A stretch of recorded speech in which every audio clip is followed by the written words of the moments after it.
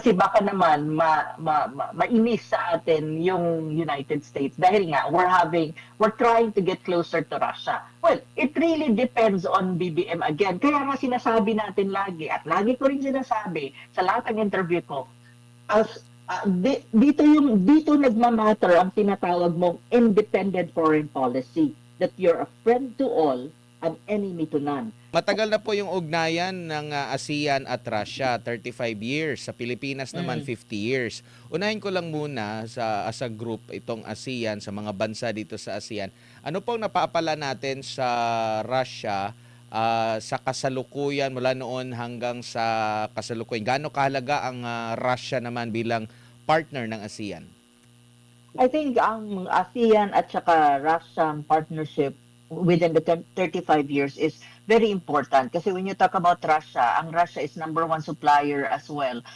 One of the top suppliers actually when you talk about energy and even related sa food security, meron din silang role na ginagampanan dahil I think when you talk about agricultural inputs, sila ang isa sa mga nagsusupply ng mga ganitong agricultural inputs like for example yung mga fertilizers and all that. So and also when you talk about natural gas, LNG, and of course renewable energy, but much more I think natural gas and LNG, ang Russia ay isa sa pinaka top source ng tinatawag nating medyo wait. Sorry. Tumatawag si sorry. May tumatawag sa akin. Sorry ha. Importanteng tao, but anyway, mas importante itong interview right now natin. So anyway, yun nga, ang pinasinasabi ko, when it comes to energy, when it comes to fertilizers, at saka when it comes to food security, ang Russia is one of those countries na nasa top. So kaya ang ASEAN member states ay nagbe-benefit dito. So even the Philippines to a greater extent. And I think Russia is also a major power when you talk about military and defense at saka maraming mga ASEAN member states ang actually right now dependent then or have good military and defense cooperation, security cooperation with Russia. One of that is Vietnam. And at the same time, when you talk about trade, investment, and of course tourism, I think Russia is now an emerging partner ng ASEAN member states. So in that sense, kahit na 35 years pa lang ang relationship ng dalawa, maraming opportunities na nakukuha din ang ating ASEAN member states kaysa Russia and vice versa. Kasi two-way naman ang relationship na yan. May tinatawag kang ASEAN level to Russia and then yung mga member states, may sarili din silang mga relationship sa bawat isa. So, yun. Sa pagdating naman sa Pilipinas, na ano ba natin, na kuha ba natin yung extent talaga ng mapapala ng Pilipinas sa Russia compare dito sa ibang mga bansa sa ASEAN, considering alam naman natin na malapit na kaalyado ng Pilipinas, lalo na ngayon, itong Amerika. At alam naman natin yung mga hidwaan sa mga US, sa Russia, sa China po, or napipigilan yung full extent talaga na meron tayong maraming mapapala sa Russia po, Prof? Pagdating naman sa Pilipinas, wait lang kasi remembered ko to. Sorry ha. Ngayong araw na to, alam mo, sunod-sunod ako, sobrang loaded sa interview at meetings. But anyway, pagdating sa Pilipinas, I think ang relationship natin with Russia, especially when you talk about energy, and when you talk about agriculture, of course, in relation to food security, I think when it comes to tourism, and even when it comes to defense and cooperation, hindi yan na ma-maximize or talagang na-utilize thus far. Kasi I think because of the fact na malayo ang Russia sa Pilipinas, kasi Russia is of course part of the European continent. So kung titignan mo yung distance, hindi kasi ang Russia immediate neighbor ng Pilipinas. However, I think with this new itong summit na nangyari between President Putin and BBM, President Marcos Jr., at nagkaroon sila ng summit na parang independent dun sa ASEAN Russia commemoration na event, nagkaroon ng bilateral na pag-uusap ang dalawang bansa, Russia, the Russian Federation and of course the Philippines. I think ito ang parang nakikita nila na ito na yung simula or mag-i-ignite ng tinatawag mong mas deeper na relationship ng dalawang bansa, especially when you talk about, I think the most important, I think, dun sa meeting is more on possible opportunities and investment pagdating sa energy. I think that's one which is very much important for the Philippines kasi kailangan natin ng energy supply na consistent, at I think Russia can supply us with that. And I think marami na rin tayong binibili sa Russia, especially during the crisis ng Iran dyan sa Strait of Hormuz na nagsara at tumaas yung bilihin ng energy-related products. I think Russia was supplying us and we're buying from them. And right now, parang pinagtibay yan. At saka I think when you talk about tourism, isa yan na ini-explore right now ng BBM administration. And I think when you talk about agriculture, kasi ang sabi ko nga kanina, Russia is one of the major suppliers ng agricultural inputs, especially when you talk about actually wheat is one, and fertilizers, I think. So ito ang magsisimula ngayon kasi mas, I think na re-emphasize doon sa meeting ni BBM and Putin, and I think pinapaigting din nila ang tinatawag mong people-to-people exchanges kasi nga parang nag-explore tayo right now kung ano ang mga possible na ventures na pwede nating makapitalize when you talk about tourism, but not a one-way thing. I think it's both sides na, tourism ng mga Russians sa Pilipinas at tayo din siguro pupunta sa Russia to do some tourism. So in a way, sa akin, sa tingin ko lang, itong summit na to, ngayon pa lang siguro ma-exemplify at ma-maximize ang tinatawag ng Russia-Philippine relations na kung saan 50th anniversary natin this year. Yeah.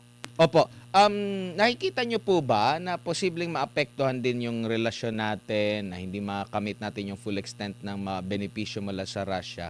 Dahil nga din po sa relasyon natin with China, na may magandang relasyon naman ng China sa Russia po, Prof. Well, sa akin lang, it depends really on the BBM administration how it gonna, handle the relationship. Kasi tama ka naman, Adman, ang sinasabi mo nga, ang China at Russia are best friends at the moment. So they have really close relationship, and I think major powers, and they're part of BRICS, and in some ways partner yung dalawa, lalo na when you talk about BRICS and when you talk about other international relations issues and even geopolitics vis-a-vis the Western Alliance led by the United States. So makikita mo na talagang close ang Russia and China at this time. However, ang makikita mo rin at the moment yung relationship ng Philippines with regard to vis-a-vis China, medyo hindi lang medyo, talagang very challenging at ang daming issue na nangyayari at gitgitan na highly politically charged ang relationship ng China at the Philippines. So kung titignan mo, ang tanong mo kung makakapektuhan ba ang relationship natin na like Russia to Philippine relation, well, it really depends on BBM kasi pwede naman maging segmented yan. And I think President Putin, sa tagal niya sa pagiging statesman at saka leader ng kanyang bansa, I think I think alam ni Putin how to handle na the relationship of the Philippines and Russia are quite independent and not necessarily makakaapekto yung gitgitan ng Philippines and China sa relationship natin with Russia. I think there's a way of handling it na well, it depends really sa administration ng BBM kung paano niya dadalhin kasi ang nakikita ko naman kasi it's good for the Philippines to have a deeper relationship with Russia kasi Russia can really help us when you talk about energy in terms of supply. Kasi sila talaga they're suppliers of energy related products. So maganda yon for the Philippines. On the other hand, when you talk about that would diversify the sources of energy ng Pilipinas kasi tayo, importer talaga tayo ng energy-related products, especially ng natural gas, LNG, and others. So magkakaroon ng Pilipinas ng chance to diversify more its energy sources. On the other hand, when you talk about food security, makakatulong talaga din ang Russia on that. And of course, when you talk about tourism, magda-diversify tayo. And then trade is one. Kasi ngayon, pinag-uusapan din paano yung exchanges ng mga business entities ng Russia pupunta sa Pilipinas and how we can possibly have investments and exports of our goods in Russia. So in a way, this is very good for the Philippines kung maximize niya yan at ma-utilize niya yan. At kung magagawa ni BBM administration, paano i-isolate ang relationship niya kay Russia na hindi maapektuhan niya ng gitgitan ng Pilipinas at ng China dyan sa South China Sea, and even sometimes nai-involve ang Taiwan Strait. Kasi definitely, when you talk about relationship ng China at Russia, malakas yan. Mas malakas yan kaysa sa relationship ng Russia and Philippines. So, nasa pag-handle yan. On the part of Russia, I think I don't really have any. I think the Russians can really handle it. Kasi if you look at the Russians, they have good relation with India. And even sometimes India-China relations is very challenging. Pero Russian and India relations are quite very good. And even when you talk about Vietnam and Russian relations are very good as well. Even though Vietnam, before and even every now and then, may gitgitan sa South China Sea kasi claimant state ang Vietnam ng South China Sea. Pero maganda pa rin naman kasi ang relationship din ng Vietnam and China actually at this time. So it's really dependent on how the administration ng BBM will handle this. And probably the next administration, kung magkakaroon tayo ng change of leadership after 2028, yun yung magiging titignan natin. Pero I would believe that we should have a very good relation with Russia. Opo, Prof, si MJ po ito, baka naman patawan tayo ng sanctions ng US dahil nakipag-usap tayo sa Russians. Tingin mo, Prof. That is another question. Kanina ang tanong ni Admar is China. Right now naman, ang tanong ni MJ, United States, which is also another challenge for the administration of BBM. Kasi tayo naman, mas mahirap-hirap ito kasi ang nangyayari sa Ukraine is it is really like ang Ukraine is backed up by the United States and the European Western Europe, tapos ang kalaban nila is ang Russia, tapos tayo we are a military ally through the MDT, Mutual Defense Treaty of the United States. So in a way, challenging din yung position natin kasi baka naman mainis sa atin yung United States dahil nga we're trying to get closer to Russia. Well, it really depends on BBM again. Kaya nga sinasabi natin lagi at lagi ko rin sinasabi sa lahat ng interview ko, as dito nagmamatter ang tinatawag mong independent foreign policy, that you're a friend to all and enemy to none. Pag independent ang foreign policy mo at hindi tied up to one major power like the United States or any major power, madali ang maneuvering at madaling magkaroon ka ng close relationship with, let us say, Russia, when in fact Russia is kind of a perceived adversary of the United States. So hindi ka mahirapan. Pero kasi ngayon, ang challenge ng BBM administration is the foreign policy is not necessarily independent, and really, to be very straightforward about it, it's very leaning to the United States. So ito yung challenge kasi in a way, ang US would not want its ally to be very close to its perceived adversary.